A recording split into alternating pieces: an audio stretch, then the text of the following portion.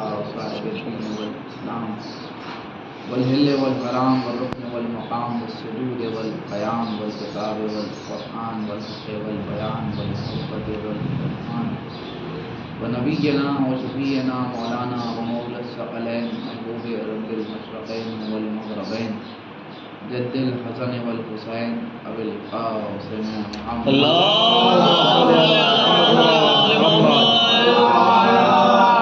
وعلى أهل بيته الطيبين الطاهرين المعصومين المظلومين المنتخبين المنتجبين الذين أذهب الله عنهم الرجس وطهرهم تطهيرا.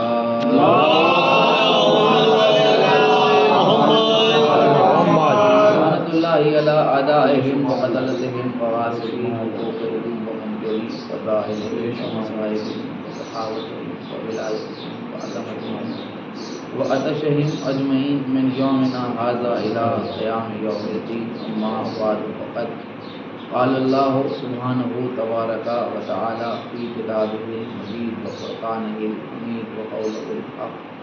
بسم الله الرحمن الرحيم. وما خلقت الجن والإنس إلا ليعبدون. صلوات اللهم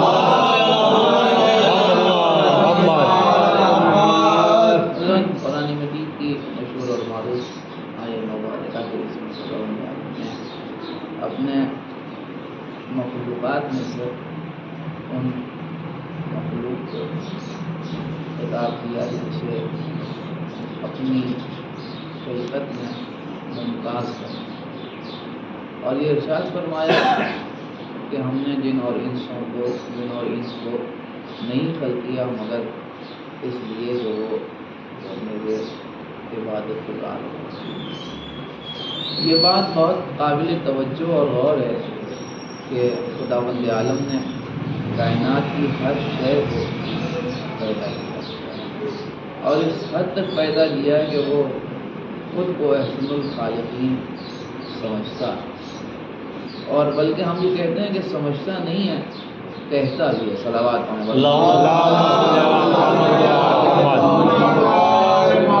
ان تمام ترجیحوں کے باوجود اس نے کسی اور خلق کو یعنی مخلوق کو خلق کرنے کے بعد یہ اعلان نہیں کیا کہ ہم نے انہیں اپنی عبادت کے لیے خلق کیا. یہ کیا ایسا خاص آگے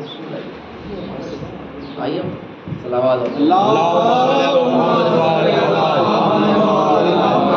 بہت دیر آپ کی خدمت میں عرض کرنا مقصود نہیں ہے، لیکن چند اہم ترین باتیں مختصر وقت میں وہ بات تمام ہو جائے کہ زمین، آسمان، چاند، سورج، ہوا، فضا، خلا، یہ وہ جو کچھ بھی ہے وہ سب اللہ نے ہی خلق کیا. مگر سوال یہ پیدا ہوتا ہے کہ زمین کو خلق کر کے اس نے یہ نہیں کہا کہ ہم نے اسے اپنی عبادت کے لیے کر دیا. آسمان کو خلق کر کے اس نے یہ نہیں کہا کہ ہم نے اسے اپنی عبادت کے لیے خلق کیا. پرندوں کو خلق کر کے اس نے یہ نہیں کہا کہ ہم نے اسے اپنی عبادت کے لیے خلق کیا. پہاڑ کو خلق کر کے اس نے یہ نہیں کہا کہ ہم نے اسے اپنی عبادت کے لیے خلق کیا. حالانکہ اس کی خلقت کا جہاں تک سوال ہے تو اتنا بہترین اس نے بنایا ہے کہ اس کو بہترین کہنا بھی بہترین کہنے والے کی عقل مندی کی دلیل ہوتی ہے، اس کی شے کی تعریف نہیں ہوتی.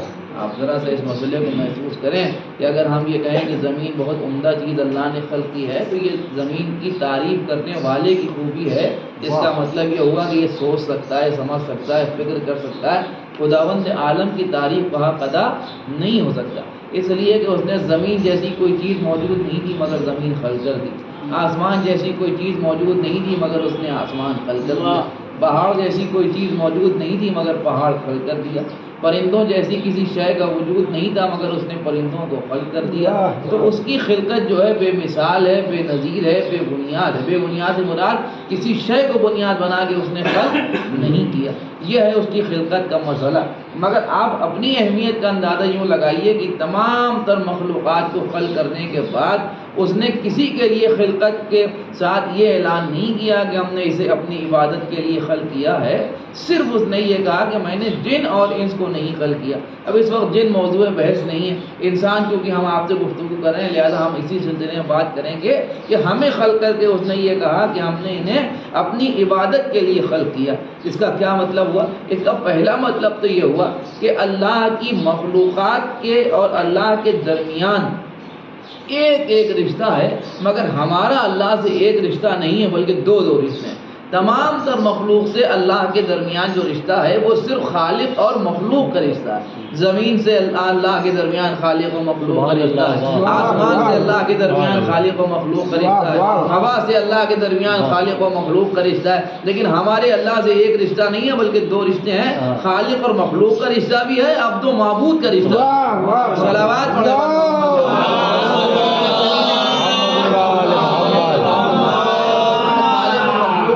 بھی ہے اور عبد و معبود کا رشتہ بھی ہے۔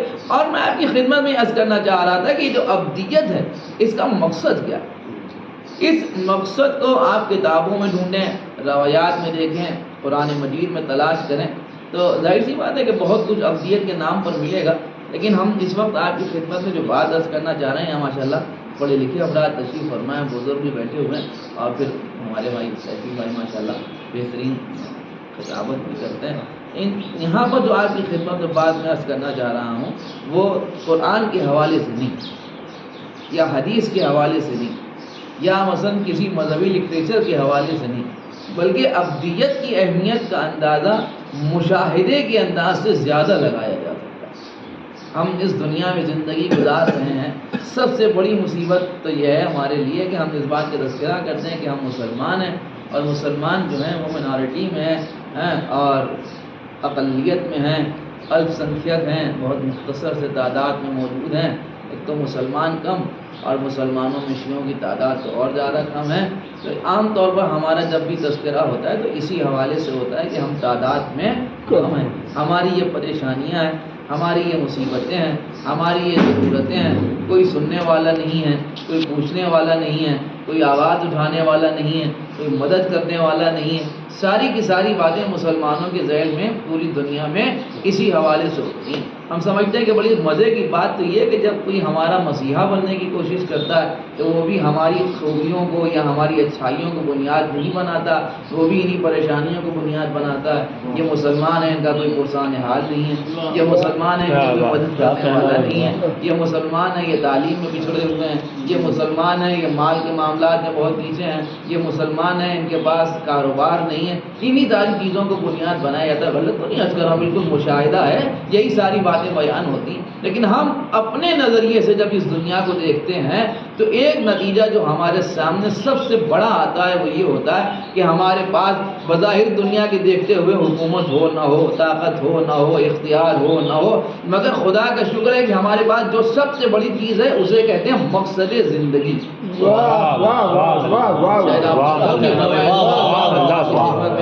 ہمارے پاس جو سب سے بڑی چیز موجود ہے اسے کہتے ہیں مقصد زندگی، اور مقصد زندگی کو ہی اللہ نے عبدیت کا نام دیا۔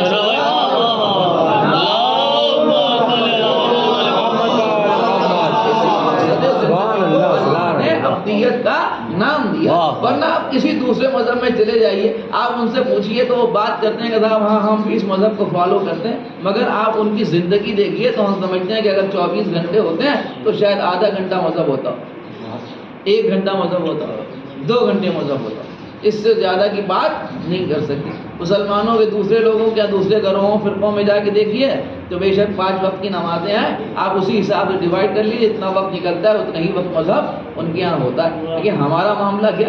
ہمارا معاملہ یہ کہ ہمارے مقصد زندگی کو عبدیت کا نام دے کے اللہ نے 24 گھنٹے کا مذہبی بنایا ہے۔ بڑی عجیب و غریب اس وقت آپ ہمیں اللہ نے مسلمان ہونے کی حیثیت سے، بندہ ہونے کی حیثیت سے 1-2 گھنٹے آدھے گھنٹے کا مذہبی نہیں بنایا بلکہ 24 گھنٹے کا مذہبی بنایا۔ یہ دنیا کو فراڈ کرنے کی دینے کی کوشش کرنے والے لوگ ہیں جو کہتے ہیں کہ دین الگ چیز کا نام ہے اور دنیا الگ چیز کا نام ہے۔ دین و دنیا میں تقسیم کرنا دوسرے مذہبوں کا نظریہ ہے، اسلام دین و دنیا کو ایک کرنے کا نام ہے۔ یہی وجہ ہے اس نے اس دنیا کو دین حاصل کرنے کا ذریعہ بنایا ہے۔ اب عام طور پر اس دنیا میں کوئی رہ رہا ہے، کھا رہا ہے، پی رہا ہے، مگر ان تمام چیزوں کے بعد اگر اس نے مقصد زندگی کو حاصل نہیں کیا تو اس میں اور جانور میں کیا فرق رہ جاتا ہے؟ یہاں معاملہ یہ ہے کہ اس دنیا میں رہنے، کھانے، سننے، بولنے، ہپنے، چلنے، پھرنے، ان تمام زندگی کے مسائل کو اللہ نے مذہب سے جوڑا اسی لیے کہ ہر اس شے کو اللہ نے اپنی طرف سے جائز قرار دیا کہ جو انسان کے فائدے کی چیز ہے، اور وہ ہر چیز کو حرام قرار دیا جو انسان کے نقصان کی چیز ہے۔ اس پورے مسئلے میں اگر آپ عبادت کی فہرست میں خداوند عالم کی طرف سے وضع کیے گئے احکام کو دیکھیے، بالفرض آپ کے سامنے عرض کروں کہ اگر آپ فروع دین ہی کو دیکھ لیجئے تو نماز اللہ کے لیے، روزہ اللہ کے لیے، حالانکہ عبادت کی بنیاد یہی ہے کہ وہ قربتاً اللہ انجام دی جائے، مگر اس میں خالص اللہ کے لیے چند اعمال ہیں، باقی سارا کا معاملہ بندوں کے لیے، زکوٰۃ بندوں کے لیے، جہاد بندوں کے لیے۔ اس کا مطلب یہ ہوا کہ مسلمان ہونے کا مطلب صرف اللہ اللہ کرنا نہیں ہے، خدا کو راضی کرنے کے لیے بندوں کے ساتھ صلوات پڑھیں۔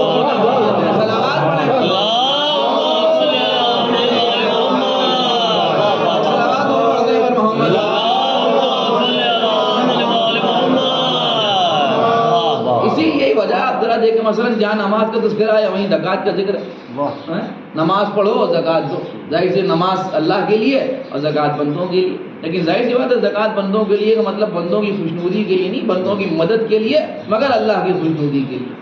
نماز اللہ کی خوشنودی کے لیے، زکوٰۃ اللہ کی خوشنودی کے لیے، خمس اللہ کی خوشنودی کے لیے۔ کہنے کا مطلب یہ کہ اس دنیا میں اللہ نے انسان کو انسان سے جوڑنے کا جو طریقہ وضع کیا ہے اسی کو عبودیت کہتے ہیں۔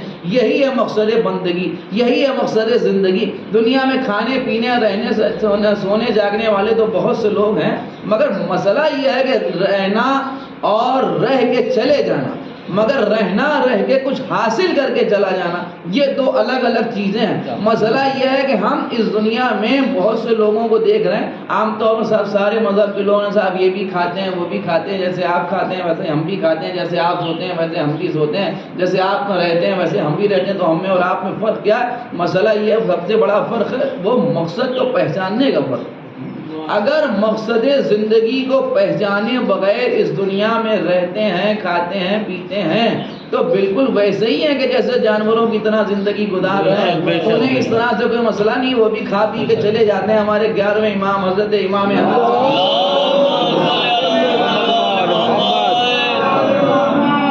ایک راستے میں کھڑے ہوئے ہیں، بچے بہت سے کھیل رہے ہیں، اور 5 یا 7 برس کی عمر ہے 11ویں امام کی، اس سے زیادہ کی عمر نہیں ہے، 5 یا 7 برس عمر مبارک ہے 11ویں امام کی، اور آنسو ہیں کہ آنکھوں میں چھلکے چلے آ رہے ہیں۔ اب بچے آس پاس کھیلنے کھڑے ہو، اور اسی درمیان میں جناب بہلول ادھر سے گزرے۔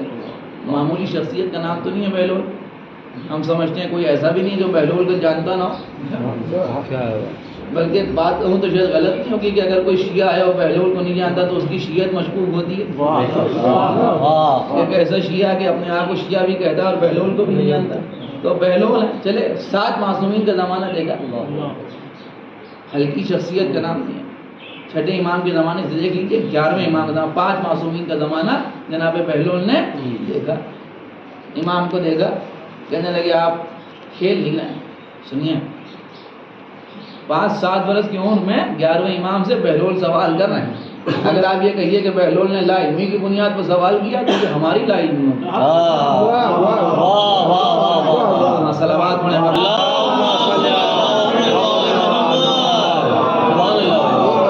امام 7ویں امام 8ویں امام 9ویں امام 10ویں امام کا دور دیکھ چکے ہیں تو وہ تو جانتے ہیں کہ اس گھرانے کا روش کیا ہے۔ تو پھر کیوں بہلول پوچھ اس لیے رہتا کہ ہم آپ دیکھیں اور سمجھیں کہ آپ نہیں کھیل رہے ہیں، جیسے کہ آپ نہیں کھیل رہے ہیں تو امام عالی مقام نے، اور اس کے بعد کہنے لگے آپ رو بھی رہے ہیں، کیا آپ اس لیے رو رہے ہیں کہ آپ کے پاس کھیلنے کے لیے کھلونے نہیں؟ اگر آپ اس لیے رو رہے ہیں تو آپ پریشان نہ ہو، ہم آپ کو اچھے کھلونے لا کے دیں گے۔ جیسے ہی بہلول نے یہ کہا تو امام نے قرآن کی آیت پڑھی جس میں اللہ نے ارشاد فرمایا کہ ہم نے تمہیں کھیل کود کے لیے پیدا نہیں کیا۔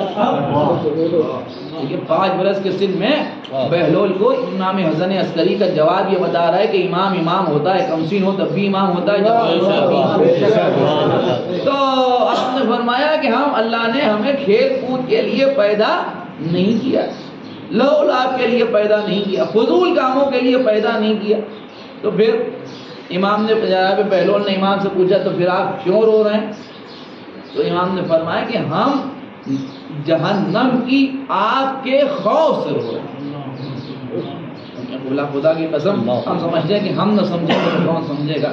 ہم جہنم کی آگ کے خوف سے رو رہے ہیں۔ جب یہ کہا تو جناب بہلول نے پھر ایک جملہ بڑا نیچرل و فطری کہا ان سے، انہوں نے کہا کہ آپ جہنم کے خوف سے کیوں رو رہے ہیں؟ اس لیے کہ ابھی آپ تو کمسین ہیں۔ دیکھیے بہلول کا یہ جواب جو ہے یا بہلول کی یہ جو جملہ ہے یہ بھی بالکل فین مطابق فطرت ہے کہ جس کو لاجک سے الگ نہیں کیا جا سکتا، اس لیے کہ خوف کسے ہونا چاہیے؟ خوف اسی کو تو ہونا چاہیے کہ جو گناہگار ہو۔ لیکن جناب بہلول دانا حضرت امام حسن عسکری سے کہہ رہے ہیں کہ ابھی تو آپ بچے ہیں اور آپ کا خوف خدا میں اور جہنم کی آگ سے رونے کا کیا مطلب ہے؟ تو آپ نے اس سوال سے یعنی جو حضرت بہلول کا عالمانہ اور زبردست فطری اور لاجیکل جواب تھا، اس جواب سے بڑھ کے عصمت میں آپ جواب دیا اور کہنے لگے کہ ہاں کمسن تو ہوں۔ سنیے قبلہ، ہم بھی دیکھیں کیسے سنتے ہیں آپ، کمسن تو ہوں مگر میں نے اپنے گھر میں اپنی ماں کو چولہا جلاتے ہوئے دیکھا۔ کیا فرمایا امام نے؟ فرمایا کمسن تو ہوں مگر میں نے اپنے گھر میں اپنی ماں کو چولہا جلاتے ہوئے دیکھا، اور میں نے دیکھا کہ جب بڑی بڑی لکڑیوں کو آگ لگانا چاہتی تو پہلے چھوٹی چھوٹی لکڑیوں کو جلاتی۔ کیا کہا کہ ہم نے اپنی ماں کو گھر میں چولہا جلاتے ہوئے دیکھا ہے اور میں نے دیکھا ہے کہ جب وہ بڑی بڑی لکڑیوں کو جلانا چاہتی ہیں تو پہلے چھوٹی چھوٹی لکڑیوں کو آگ لگاتی ہیں۔ کمسن تو ہوں مگر اس وجہ سے خوف زدہ ہوں۔ اس کا امام کا کہنے کا مطلب جو ہے وہ ہمارے جیسے لوگوں کے لیے ہے، حالانکہ وہاں معاملہ یہ کہ وہاں تو ترک اولا کی ہوا بھی چھو کے نہیں گزری، اس لیے کہ یہ تو عصمت مآب لوگوں کا گھرانہ ہے۔ مگر یہاں امام نے جو جہنم کا فلسفہ بیان کرنے کی کوشش کی ہے کہ کبھی کبھی بڑے بڑے گناہگاروں کو جلانے کے لیے چھوٹے چھوٹے گناہگاروں کو بھی سہارا بنایا جاتا ہے۔ لہذا اپنے گناہوں کے چھوٹے ہونے کی بنیاد پر فخر کرنے یا اس بات سے بے خبر ہو جانے کی ضرورت نہیں ہے کہ ہمارے گناہ تو لوگوں کے بنسبت چھوٹے ہیں، کہیں ایسا نہ ہو کہ جہنم کے بڑے بڑے کندوں کو جلانے کے لیے ہمارے جیسے چھوٹے چھوٹے گناہگار۔ صلوات پڑھیں۔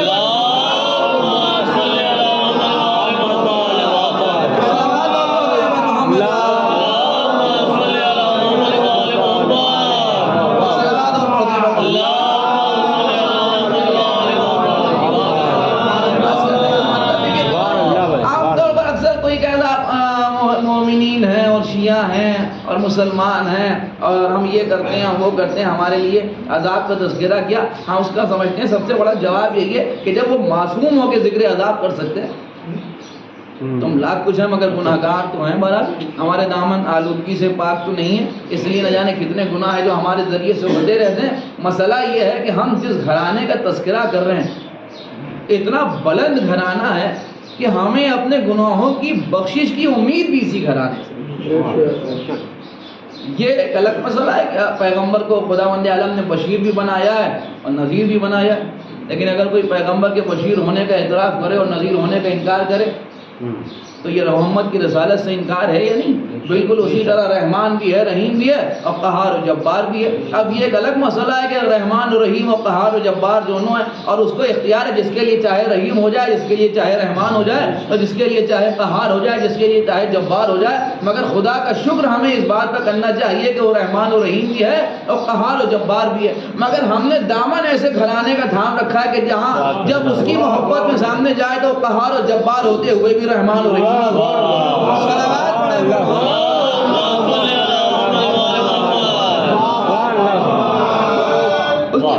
اس کی وجہ یہ ہے کہ ہم نے ایسے لوگوں سے رابطہ کیا، بلکہ جملہ کو ہم سمجھتے ہیں شاید اس تقریر کا سب سے قیمتی جملہ ہو، اگر آپ محسوس کریں تبرکاً اس جملے کو آپ کی خدمت میں عرض کیے دیتا اور ہم سمجھتے ہیں اگر آپ نے محسوس کر لیا تو مرحومہ کو بھی بہترین ایصال ثواب ہوگا کہ گھرانے تو بہت ملے مگر ایسا گھرانہ نہیں ملا کہ جس کے خداوند عالم کی بارگاہ سے اتنے اچھے روابط ہوں،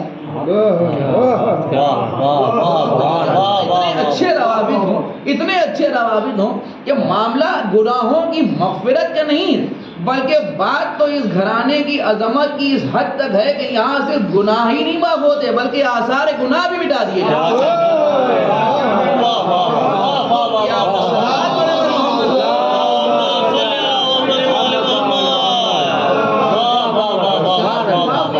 بلکہ آثار گناہ مٹا دیا۔ اگر کوئی پوچھے دلیل تو میں آپ کی خدمت میں عرض کروں، غور کو دیکھیے، اپنی تمام تر ندامتوں کے ساتھ آیا تھا۔ اس نے کہا کہ صاحب انہی ہاتھوں سے امام حسین کے لجام پر ہاتھ ڈالا تھا، مسائل نیت کرو، ہاتھ باندھ دو، یہ چہرہ امام حسین سے شرمندہ ہوں، وہ چہرہ دکھانے کے قابل نہیں ہوں، نقاب ڈال دو۔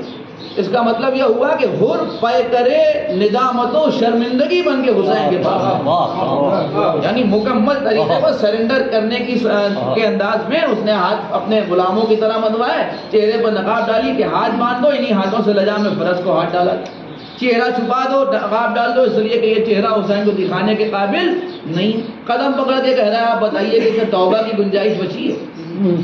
حالانکہ بات دوسری طرف چلی جائے گی، لیکن آپ اجازت دیں تو یہاں پر رک کے ایک بات عرض کروں، یہ جو توبہ کی گنجائش کا سوال کر رہا ہے یہ بھی بہت بڑی چیز۔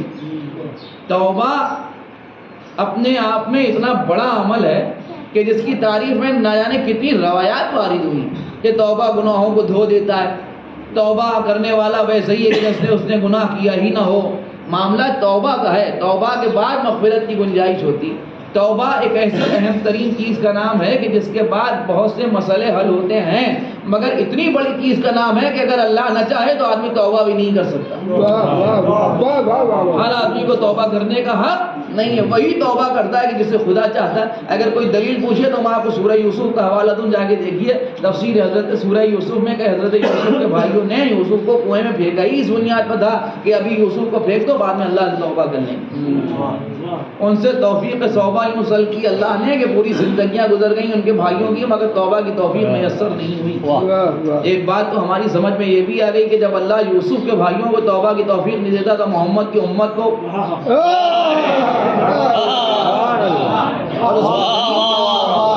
اس کی دلیل کیا؟ کیوں سلب کی توبہ کی توفیق اللہ نے حضرت یوسف کے بھائیوں سے؟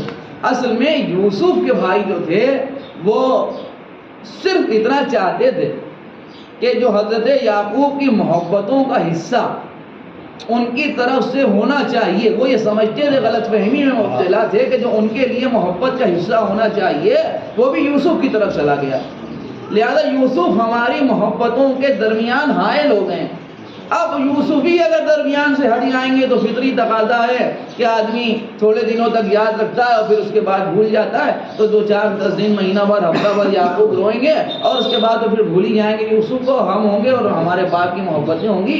اسی بنیاد پر ہو گئے وہ یوسف کے دشمن۔ لیکن اب ظاہر سی بات ہے کہ ہر آدمی کا مرنا اور ہر آدمی کا غم ایک جیسا تھوڑی ہوتا ہے۔ اب ظاہر سی بات ہے یوسف تھے، وہ یہ سمجھتے تھے کہ 2-4-10 دن کے بعد، ہفتہ 15 دن کے بعد، مہینہ 2 مہینے کے بعد ختم ہو جائے گا، لیکن عالم یہاں یہ ہوا کہ یوسف کے اس غم کا اثر یعقوب پر یہ ہوا کہ جب بیٹوں کو دیکھتے تھے تو انہیں یوسف یاد آ جاتے تھے، رونے بھی لگتے تھے۔ لیکن 2 کام حضرت یعقوب کرتے تھے، ایک تو یوسف پر گریا کرتے تھے اور دوسرے اپنے بیٹوں سے اظہار بیزاری کرتے تھے۔ ہم سمجھتے ہیں کہ اگر مسلمان یعقوب کو مانتے ہیں تو کم سے کم فارمولہ تو وہی اپلائی کرنا چاہیے کہ مظلوم پر گریا کرتے تھے، ظالم سے اظہار برات کرتے تھے، اسی اظہار برات کو تبرہ کہتے ہیں۔ سلام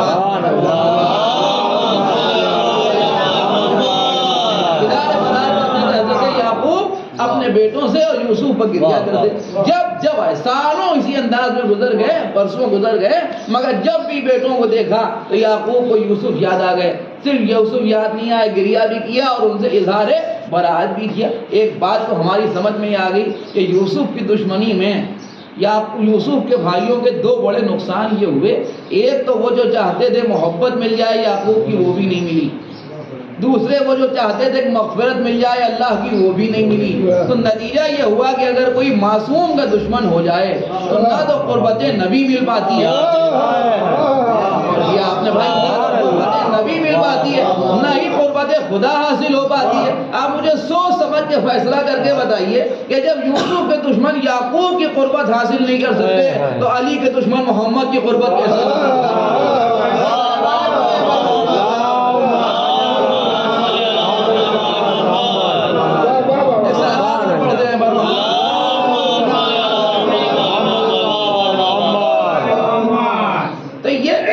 مسئلہ لہذا توبہ کی توفیق اگر اللہ نہ دے تو ہر آدمی توبہ نہیں کر سکتا۔ تو بہرحال گر امام حسین کے قدموں میں آگے یہ بول رہا حل لی توبہ، صلوات پڑھنے میں محمد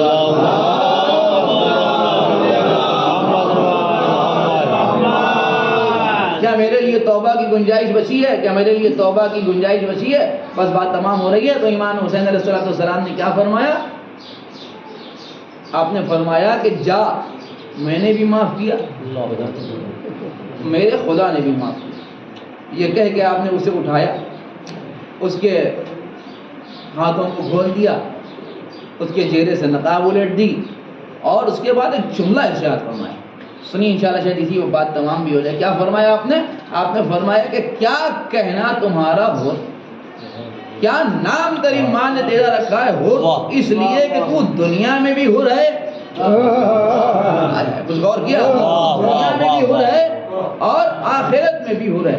آپ سے اس وقت پوچھنا یہ چاہتا ہوں کہ مجھے اپنے دل پر ہاتھ رکھ کے سوچ سمجھ کے فیصلہ کر کے بتائیے کہ یہ جو امام حسین نے جملہ ارشاد فرمایا کہ تو دنیا میں بھی ہو رہے تو آخرت میں بھی ہو رہے، یہ جملہ حسین کی عطا کی مرہون منت ہے یا نہیں؟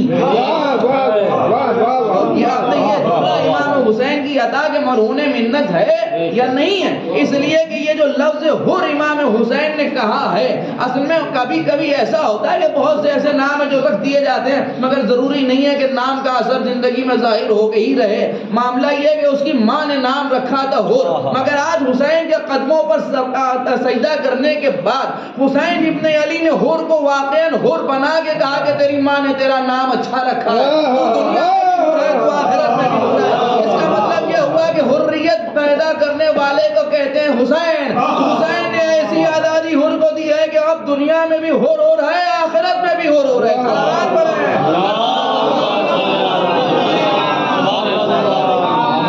اور اس وقت کہ وہ اپنے ہاتھوں کو بنوا کے آیا ہے تو ہاتھ کھولے دیتے ہیں، چہرہ ڈھانک کے آیا ہے تو نقاب الٹے دیتے ہیں. یہ لفظ بدل کے کہوں تو غلط تو نہیں ہوگا کہ یہ حسین نے حر کے چہرے سے نقاب نہیں الٹی، بلکہ حریت کا چہرہ دنیا کو دکھایا. اگر کوئی گناہگار واپس آنا چاہتا ہے تو اس راستے سے آ سکتا ہے. یہ باب حریت ہے جو حسین کربلا کے میدان میں قائم کر رہے ہیں. اور اس کے بعد وہ تھوڑی دیر پہلے جو سر امام حسین کے قدموں میں رکھا ہوا تھا، حسین کے قدموں سے سینے تک آتے آتے، ظاہر سی بات ہے آپ نے سنا نا کہ امام حسین کو حر کو امام حسین نے اٹھا کے اپنے گلے سے لگا کے کہا کہ تو دنیا میں بھی ہو رہے اور آخرت میں بھی ہو رہے. حر کے سر نے حسین کے قدموں سے سینے تک کا جو سفر کیا، اس درمیان حر کی عظمت کا اندازہ یوں لگائیے کہ یہ سر اتنا بلند ہو گیا کہ رومال فاطمہ باندھے جانے کے قابل. بلندی اس سر کو امام حسین نے عطا کی، یہ سر حسین فاطمہ زہرا کے رومال باندھے جانے کے قابل ہو گئے. آثار گناہ مٹا دیے امام حسین علیہ السلام. بخشش کا ایسا انتظام امام حسین علیہ السلام نے حر کے لیے کیا. اس کا مطلب یہ ہوا کہ مقصد بندگی اور مقصد زندگی کو حاصل کرنے کا یہی گھرانہ ہے جو زمانے کو بتاتا ہے کہ انسان دنیا میں رہنے گھومنے کے لیے نہیں آیا، بلکہ اس لیے آیا کہ اپنے زندگی کے مقصد کو پہچان لے. بس بات ختم ہو گئی. ہم سمجھتے ہیں کہ اگر کوئی اپنی زندگی کے مقصد کو پہچان لے تو پھر حر بن کے حسین کے لشکر میں آ پھر. صرف ایک ذکر حر ہی کیا نہ جانے کتنے حر ہیں جو حسین بنا رہے ہیں. صرف ایک ذکر فطرسی کیا نہ جانے کتنے فطرس ہیں جو حسین نے آزاد کر دیے. صرف ایک ذکر راہب ہی کیا نہ جانے کتنے راہب ہیں جو حسین کے دروازے سے اپنی جھولیوں کو بھر کے لے گئے. اس لیے کہ دروازہ ہے ہی لوگوں کو مقصد حیات اور مقصد بندگی سمجھانے اور بتانے کے لیے. معراج پر بندگی کربلا کے میدان میں تھی کہ زیر خنجر سجدہ ہو رہا ہے اور آواز آ رہی ہے یا غیاث المستغیثین ولا حول سوا. اے بے آسراؤں کے آسرا، اے مصیبت زدہ لوگوں کی فریاد رسی کرنے والے، کون ہے تیرے علاوہ کہ جو اس قابل ہو کہ اس کی عبادت کی جائے. بس اللہ خدا مرحومہ کے درجات بلند فرمائے، ان کے پسماندگان کو مزید اصال ثواب کی توفیق عنایت فرمائے. کیا عرض کروں، اصال ثواب کی مجلس ہے، مومنین تشریف لائے. ظاہر سی بات ہے کہ یہ آپ کا آنا آپ کے لیے فضیلت اور ثواب کا جو حصہ رکھتا ہے وہ تو الگ ہے، لیکن درد و غم اور مصیبت زدہ لوگوں کے لیے دل کا مرہم ہونے کے ساتھ ایک سب سے بڑا جو سرمایہ ہوتا ہے وہ ہے ہمارے لیے بخشش نجات و مغفرت۔ اس فرش پر بیٹھ کے ہم نے کس کا فائدہ کیا، اس کا اندازہ تو اسی وقت ہوگا جب ہم اس دنیا سے جائیں گے۔ اس لیے کہ اس فرش پر بیٹھ جانے والے اپنے نصیب و مقدر کی معراج پر ہوتے ہیں، اس لیے کہ وہیں بیٹھے ہیں جہاں فاطمہ زہرا بیٹھے ہیں، جس کی تمنا حضرت زینب کو تھی۔ اور آپ نے فرمایا تھا کہ میں اس وقت تک در جنت میں داخل نہیں ہوں گی جب تک حسین کے رونے والے تھے۔ زینب نے فرمایا تھا کہ ابھی ہم اپنے بھائی پر روئے نہیں ہیں، ان سے کہہ دو کہ ہمارے لیے ایک مکان خالی کرے تاکہ ہم ماتم کر سکیں اور گریہ کر سکیں اور رو سکیں، بس صدیقہ کیا عرض کروں۔ روایت کہتی ہے کہ جب مکان خالی ہوا تو خطیب اکبر ایک جملہ ارشاد فرمایا کرتے تھے، وہ کہتے تھے کہ فطرت تو یہی کہتی ہے کہ جب مکان خالی ہوا ہوگا اور اہل حرم اس گھر میں آئے ہوں گے حسین کو رونے کے لیے، تو حسین کو رونے سے پہلے تو اس بچی کا ماتم ہوا ہوگا جسے رونے کی بڑی تمنا۔ ہاں جی گاؤں سکینہ بی بی کی حاجتیں تمنائیں جو تھیں وہ ایسی تھیں جو کربلا میں پوری نہیں ہوئی۔ ایک بچی کو پانی نہیں ملا، دوسرے بچی کو رہائی نہیں ملی، تیسرے بچی کو چادر نہیں ملی، چوتھے بچی کو بابا کو رونے کی اجازت نہیں ملی۔ وجہ تھی کہ جب قافلہ رہا ہوا اور زینب نے 7 دن تک ماتم کیا، تو روایت کہتی ہے کہ آخری دن ماتم کا جب آیا تو تبرکات آنے لگے۔ جب تبرکات آئے تو عباس کے خون میں ڈوبا ہوا علم بھی آیا، سیدانیوں کی پارا پارا چادریں بھی آئیں، علی اصغر کے جھولے کی جلی ہوئی لکڑیاں بھی آئیں۔ جب تبرکات تقسیم ہو گئے اور چادروں کی باری آئی تو ایک ایک بیوی کو زینب نے چادر بانٹی، لیکن عزیز روایت کہتی آخر میں ایک چادر رہ گئی۔ 2 چھوٹے چھوٹے گوشوارے رہ گئے جن کا کوئی حاصل کرنے والا نہ تھا۔ انہوں زینب نے چادر اٹھائی، گوشوارے اٹھائے، کہنے لگی امام سجاد سے آؤ میرے لال چل کے اس امانت کو بھی امانت دار تک پہنچا دیں۔ روایت کہتی ہے کہ لے کے چادر کو جب چلی حضرت زینب امام سجاد کے ساتھ ساتھ تو قید خانے میں آئیں۔ قید خانے میں ننھی سی قبر کے قریب آ کے بیوی بیٹھ گئیں اور اس چادر کو قبر سکینہ کے اوپر رکھ دی، گوشوارے تعویذ قبر پر رکھ کے ایک جملہ ارشاد فرمایا، کہنے لگی بی بی تمہیں رہائی کی تمنا تھی ہمیں رہائی مل گئی، تمہیں چادر کی تمنا تھی ہمیں چادر مل گئی۔ اے بی بی ہم مدینے جا رہے ہیں تو کیا تم ہمارے ساتھ مدینے نہ چلو گی؟ اور قبر سکینہ سے کوئی آواز نہیں آئی، قافلہ چلنے کے لیے تیار ہوا۔ لیکن عزیزوں بس ایک جملہ مڑی تمام روایت کہتی ہے کہ جب تمام تر اہل حرم ہماریوں پر سوار ہو گئے اور کوئی نظر نہ آئے، تمام لوگ تیار تھے، تو زینب نے دیکھا کہ ایک ہماری میں ایک بیوی نہیں ہے۔ آپ جانتے ہیں یہ بیوی کون ہے؟ یہ ہے ام رباب جو اپنی ہماری میں نظر نہیں آئی۔ زینب سمجھ گئی کہ ام رباب کہاں ہوں گی۔ روایت کہتی ہے کہ بی بی خیم خانے کی طرف پڑھی تو کیا دیکھا؟ ام رباب قبر سکینہ سے لپٹی ہوئی بین کر رہی ہیں۔ ایک مرتبہ بی بی نے کہا کہ چلیے مدینے چلیے۔ ام رباب کہنے لگی میں مدینے جا کے کیا کروں، اس لیے کہ اصغر کربلا میں سو گئے، حسین کے ساتھ سکینہ قید خانے میں آرام کر رہی ہے۔ زینب نے فرمایا نہیں نانا کی قبر پر چلیں گے، ابھی کربلا حسین کی قبر پر چلیں گے۔ سمجھا کہ ام رباب کو لے کے حضرت زینب آئیں، لیکن سنیے وہ پھوپھی جو اپنی تھوڑی دیر پہلے مادر علی اصغر کو سمجھا کے، مادر سکینہ کو سمجھا کے بی بی قافلے کے ساتھ لے آئیں، لیکن جب قافلہ چلنے لگا تو ایک مرتبہ زینب نے پھر ہماری کا پردہ اٹھایا۔ اٹھانے کے بعد شام کی آنے والی عورتوں کو خطاب کر کے کہا بیویوں ہم تو جا رہے ہیں مگر اگر ممکن ہو تو اس قید خانے میں ایک چراغ روشن کر دیا جائے، اس لیے کہ جو بچی یہاں اندھیرے میں سو رہی ہے